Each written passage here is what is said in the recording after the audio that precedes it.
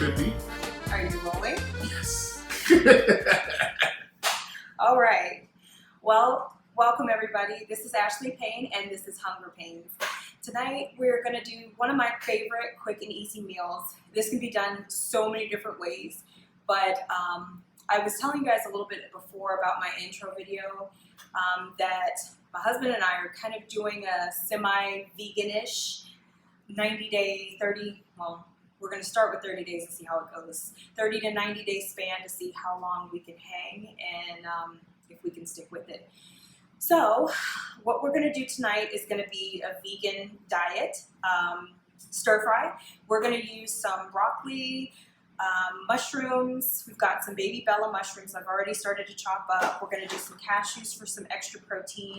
And this is going to be an Asian inspired type of a dish because it's going to have some low sodium soy sauce, some rice wine vinegar, and also some fresh ginger. Now this recipe, like I said, is very versatile. You can add meat, you can exclude the meat. It works so many different ways with so many different ingredients. So I'm basically working with what I have. I thought I had like one of those leftover bags of coleslaw mix, the shredded fresh ones that I could add to it, but I waited a little too long to do this video, so it went bad. But this is also good with carrots. You can add water chestnuts, anything that you like, you can go ahead and just throw it in it. It's just an easy one pot, fix.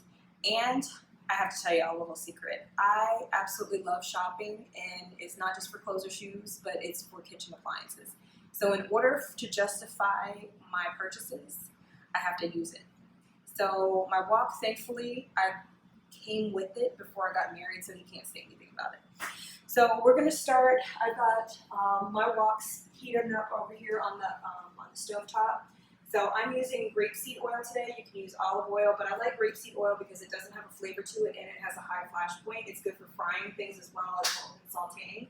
So we're gonna put some in the pan, probably just a few tablespoons. Depends on how much food you're cooking. I have a good amount of broccoli.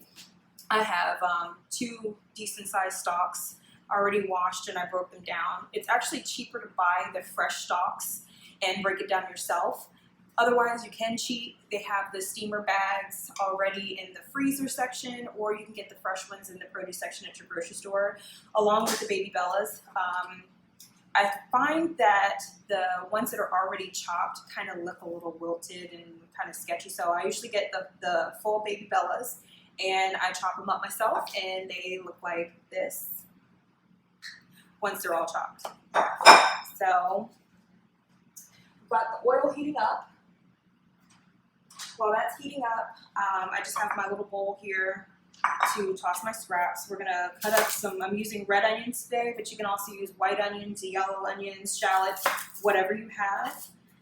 This just happened to be in my presence today, so that's what I'm using.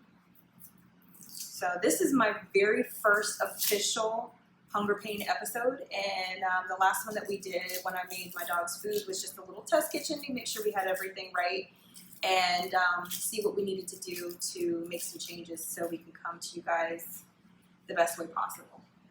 And also it's very special because I have my very first audience member too.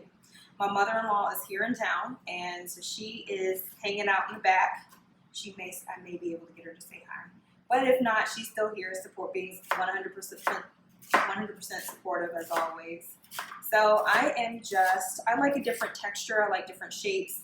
I don't like everything to be necessarily uniform. So I'm just cutting the onion in half, and I'm cutting it into thin little half moon wedges. So that way it adds a nice little shred to the onion, so it doesn't get necessarily lost within everything like that.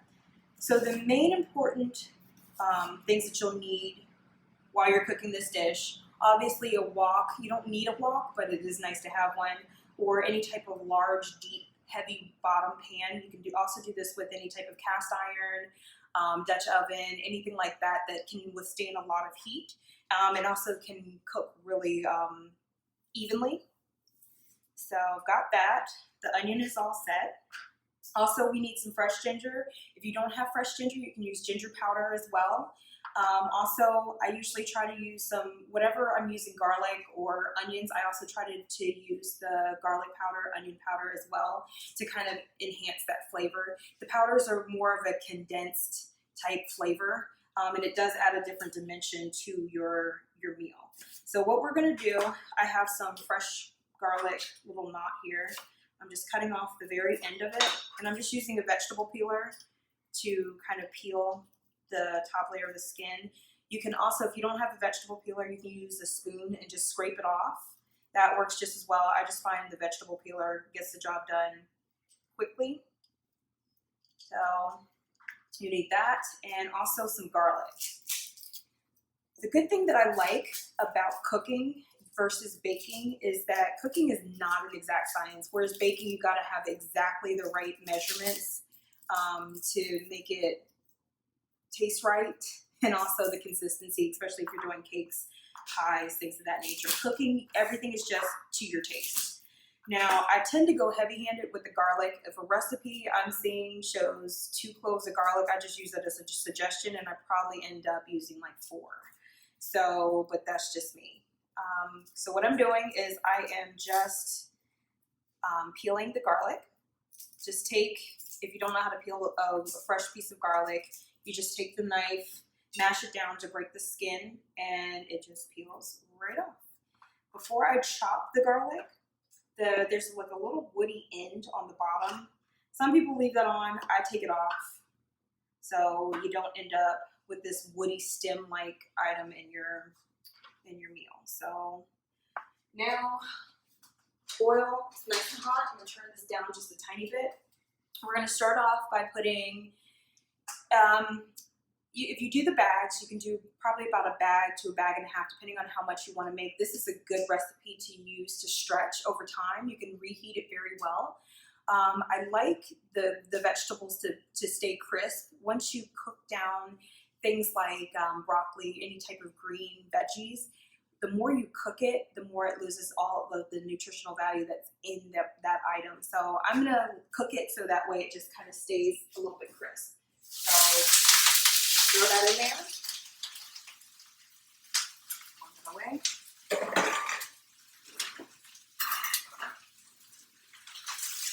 Just coat it with the oil.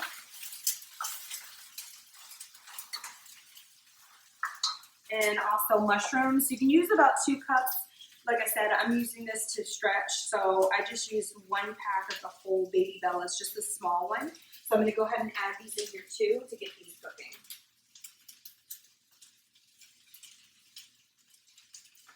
So we'll get that starting to cook down.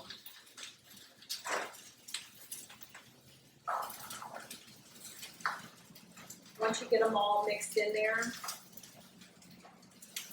you can kind of just let it sit.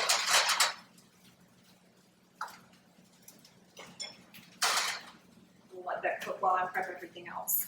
So now, what I'm going to do is grate my ginger. Thought I had everything out, but I didn't. So this is all done to taste. You can add about a tablespoon or so of the fresh ginger. I find like about 1 inch to 1.5 inches knot is enough because ginger can get really strong. And if you don't like that strong ginger taste, then you can cut it back some. So,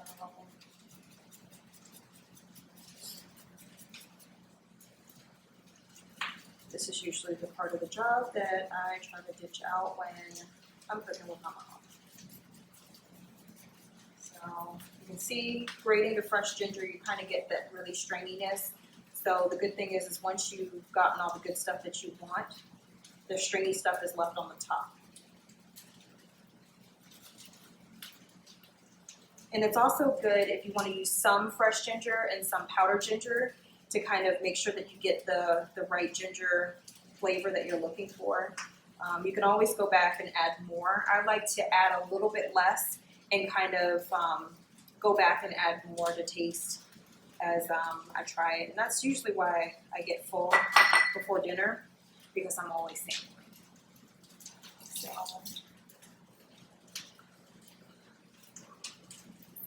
Give this a quick stir.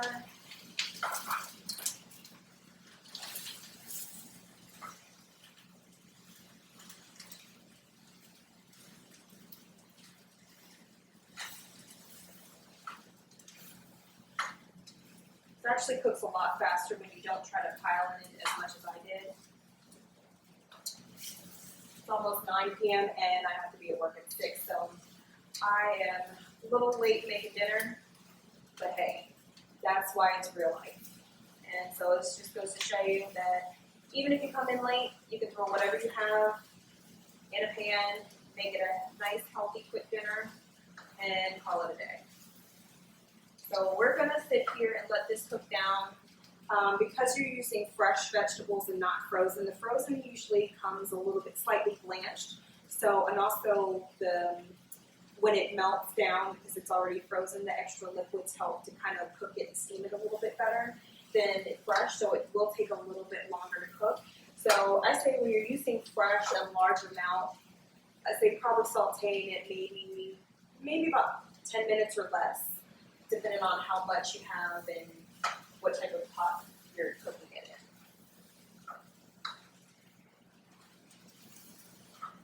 We're going to give this some time. Just want to start the cooking process because we're going to add liquids into this pot, and that's going to help kind of steam it down.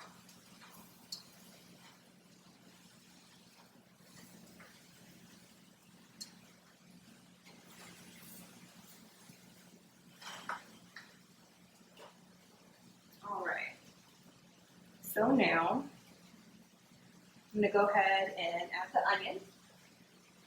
I'll break that up.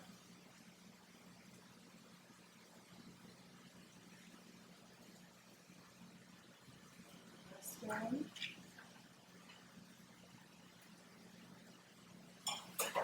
Give that a quick stir. And you want to kind of do this in layers, so you're layering all the flavor together and letting everything have enough time to cook where it's not overcooking.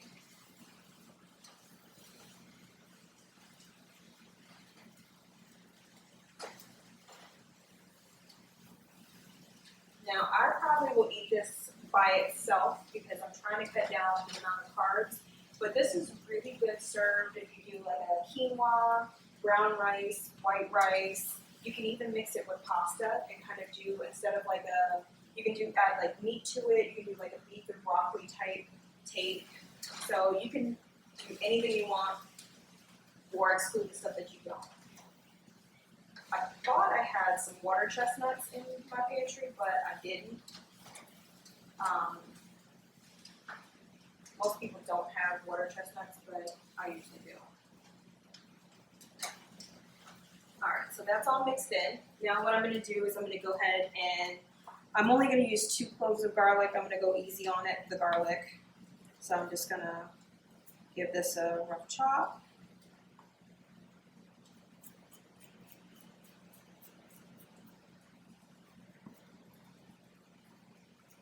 The second clove.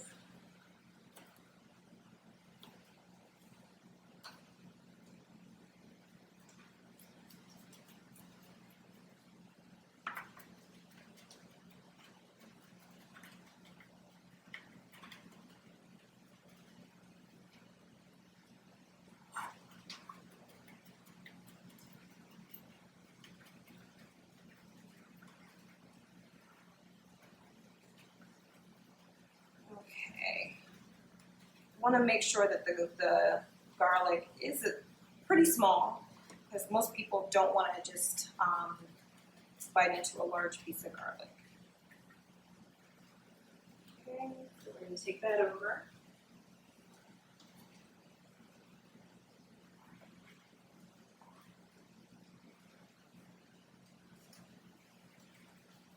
And we can also go ahead and add our fresh grated ginger.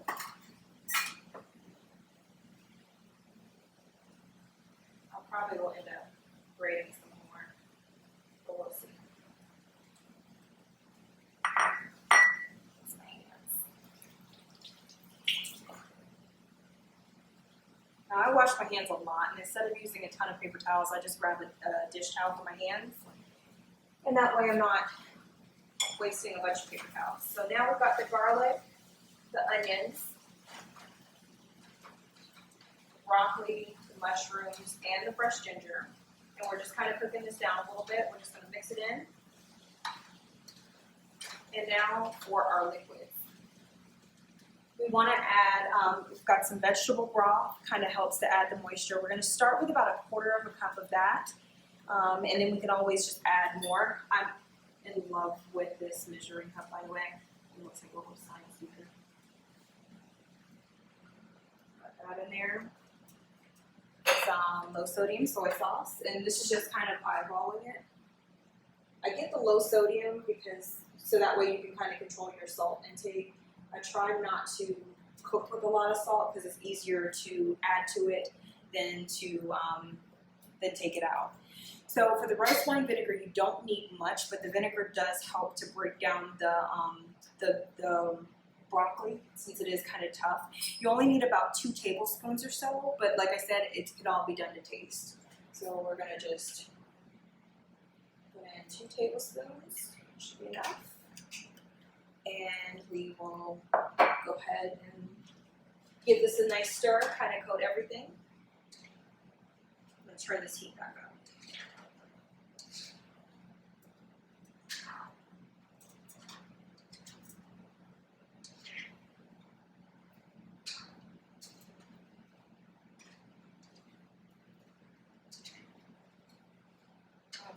Before we cook it down too much, I want to go ahead and add the cashews in here because I want the cashews to get nice and soft and also to absorb some of the flavors that we're cooking with. So you can use about 1/4 cup or just eyeball it. If you want some more, then that's fine too. So I'm just going to go ahead and sprinkle a generous amount. And like I said, because this for me is going to be a meatless dish. The cashews are going to help me get the protein that I need, that I missed throughout the day with not eating the meat. And you can also sprinkle some crushed cashews on the top afterwards as a garnish as well. We'll just give those a stir.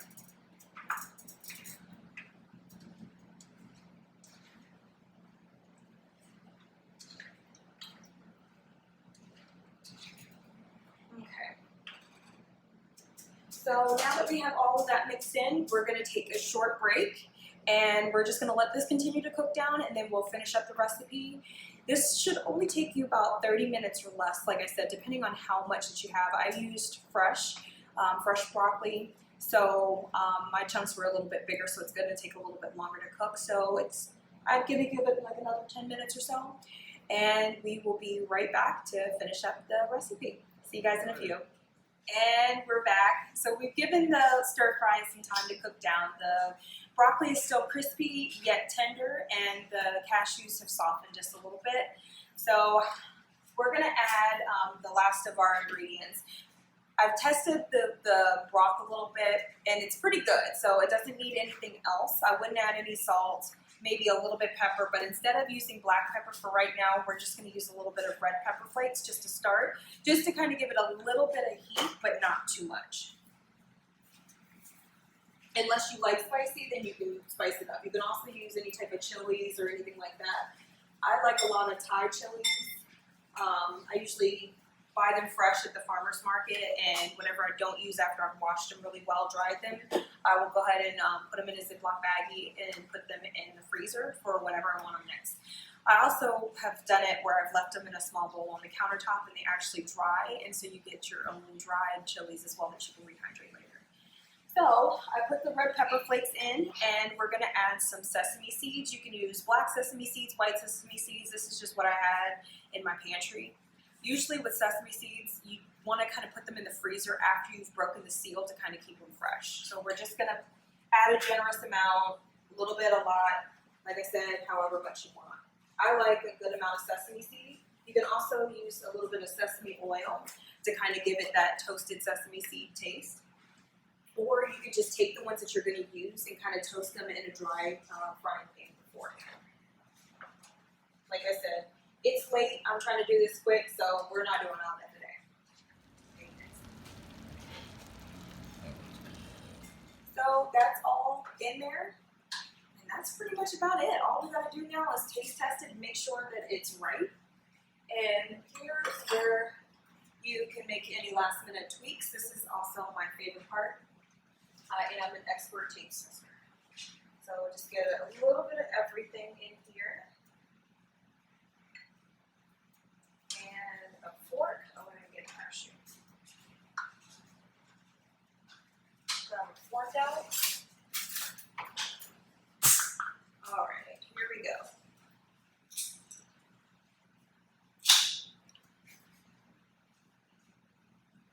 Oh yeah.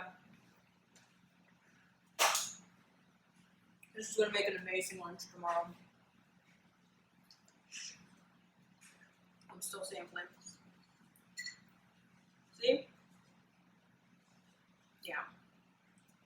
This is not gonna last long in my house.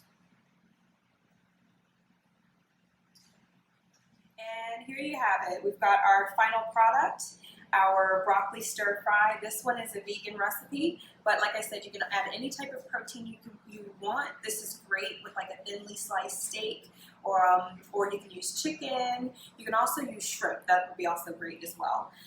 Like I said, ladies and gentlemen, make it your own. Have fun. Cut out what you don't want. Add what you do. Thank you again for joining us in the Hunger Payne Kitchen. Just remember, don't let your hunger pain be your pain. See you next time.